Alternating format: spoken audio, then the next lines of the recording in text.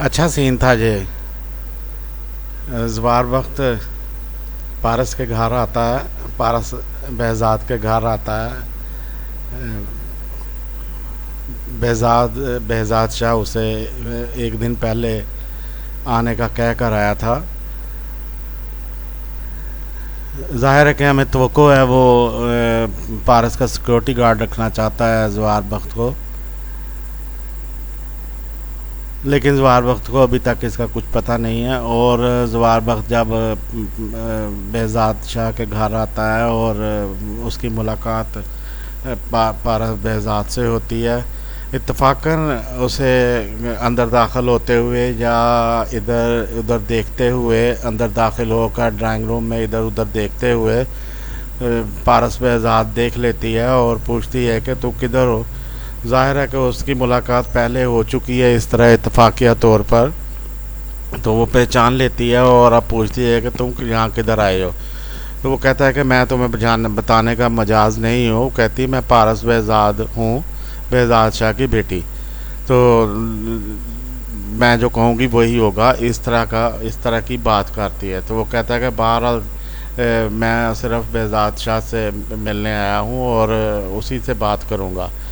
तो दोनों में कुछ तलख कलामी हो जाती है और वो भी अक्खड़ मजाज का आदमी है ज़वार वक्त, और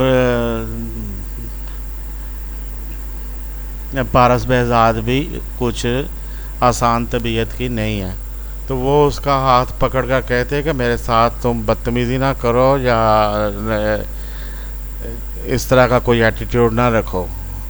तो ज़वार वक्त भी आगे से कहता है कि मैं भी अपने साथ बदतमीज़ी करने वालों की शक्ल देखना पसंद नहीं करता। तो दोनों में एक हेट्रेड का और एक नापसंदीदगी का साथ तबादला होता है और हम महसूस करते हैं कि पारस behज़ाद जो अंदर ही अंदर से मुतासर हो चुकी है ज़वार वक्त से, वो इस वक्त उसको तुर्की ब तुर्की जवाब देने की कोशिश करती है। तो दोनों हम महसूस करते हैं कि दोनों अपने अक्खड़पन में एक दूसरे की टक्कर के हैं। तो ये उसी तरह ही है जिस तरह हम दो फाइटर्स एक दूसरे के सामने आ जाएं और हम महसूस करें कि दोनों एक जितने ही हैं, एक जितने की टक्कर के हैं।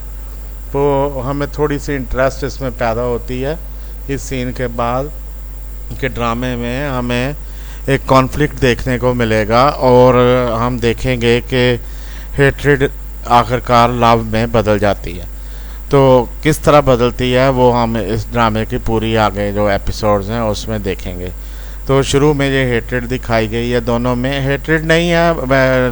पारस behज़ाद तो पहले आइडियलाइज करने लगी है उसे और उसकी बातों से महसूस होता है कि वो अंदर ही अंदर उसे पसंद करती है, तो या करने लगेगी। तो फिर भी अभी तक क्योंकि इजहार नहीं हुआ दोनों जानिब से किसी की तरफ से भी, तो हम समझते हैं कि ये कुछ अर्सा चलेगा और उसके बाद ये जो डिसलाइक है अपनी ज़वार की तरफ से भी, वो भी लाइकनेस में बदल जाएगी।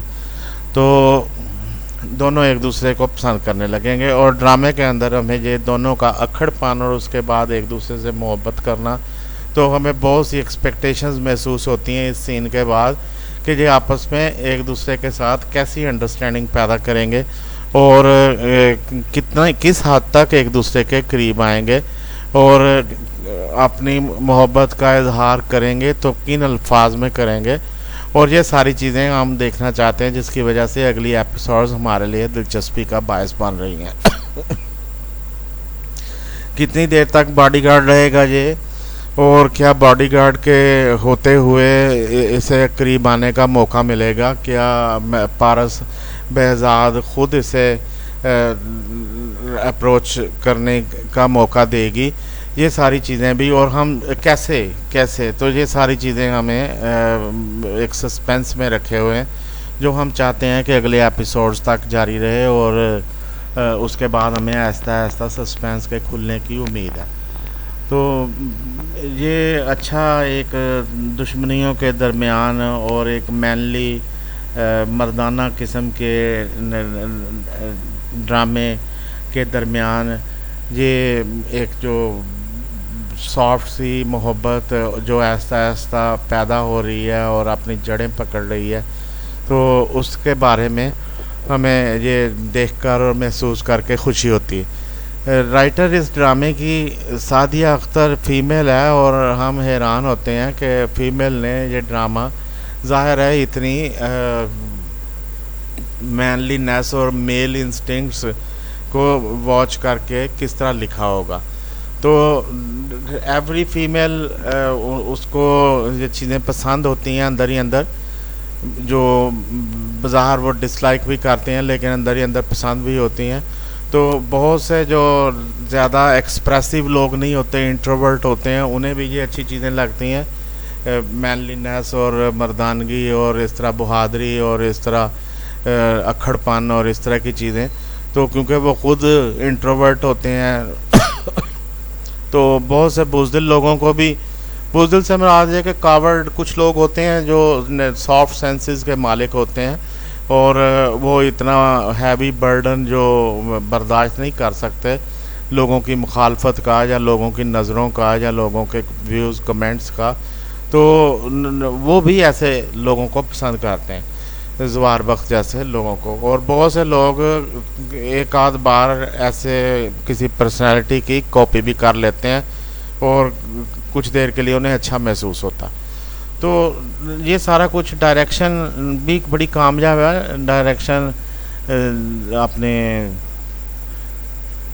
सैयद रामिश ने दी है, तो बड़ी अच्छी डायरेक्शन है, ये समझ के दी है, स्क्रिप्ट को खूब पढ़ के दी है और ये डिसाइड करके बड़ी कन्वर्सेशन के बाद प्रोड्यूसर्स से असद कुरैशी और अब्दुल्ला कादवानी से कि क्या कन्वे करना है, क्या इम्प्रेशन कन्वे करना है, लोगों को क्या चीज़ एंगेज करेगी। तो ये चीज़ें ऐसी हैं जो प्रोड्यूसर डायरेक्टर्स के दरमियान होती हैं और फिर डायरेक्टर एक बार जब इन चीज़ों को अंडरस्टैंड कर लेता है तो फिर वो एक्टर्स को कन्वे करता है कि हमने ये इम्प्रेशंस, ये इस तरह का तासर और कन्वे करना है और व्यूअर्स में पैदा करना है और व्यूअर्स से हमें एक्सपेक्टेशंस ये रखनी है कि वो इस सीन के बाद या इस तरह क्या महसूस करेंगे इस सारे के बारे में।